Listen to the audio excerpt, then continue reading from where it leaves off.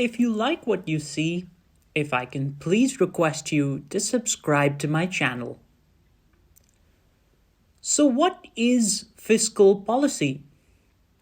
Before we begin to answer the question, were you aware that the government with the largest amount of debt is the United States? That's right. The US has more debt than the next 4 countries put together. Believe it or not, in New York, the national debt clock installed at Bryant Park even ran out of digits to record the volume of US debt. That's a fun fact. Government debt represents outstanding financial liabilities made up of loans and debt securities.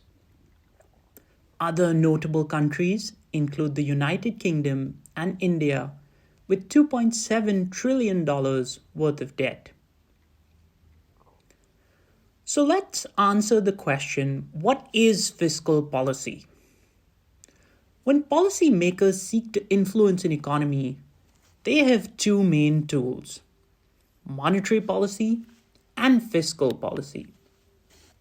Monetary policy is when central banks influence money supply. They do this through adjustments in interest rates, bank reserve requirements, and by purchasing and selling government securities. Fiscal policy, on the other hand, is the use of government spending and taxation to influence an economy. Fiscal policy is based on ideas from the British economist John Maynard Keynes.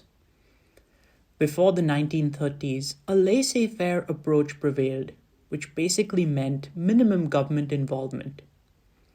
In an open letter to the US president, Keynes advocated the contrary.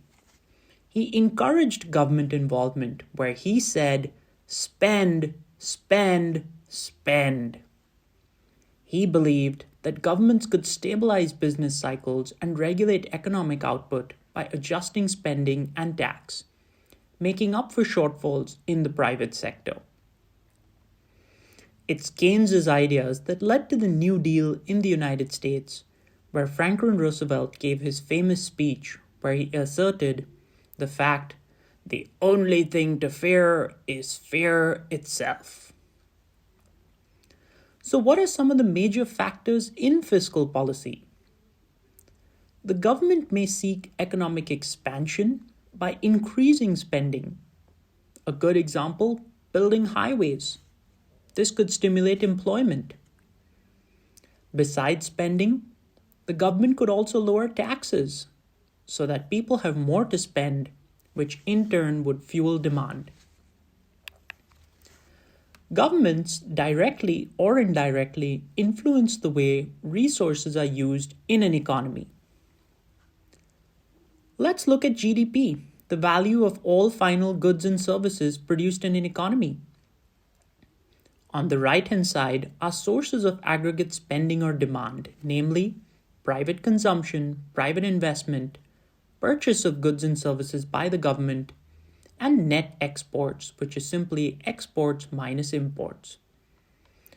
Governments control spending directly and the other 3 indirectly by changes in taxes, transfers, and spending. So why don't you tell me what is contractionary fiscal policy? How would you think about this in terms of public expenditure, taxes, and borrowing?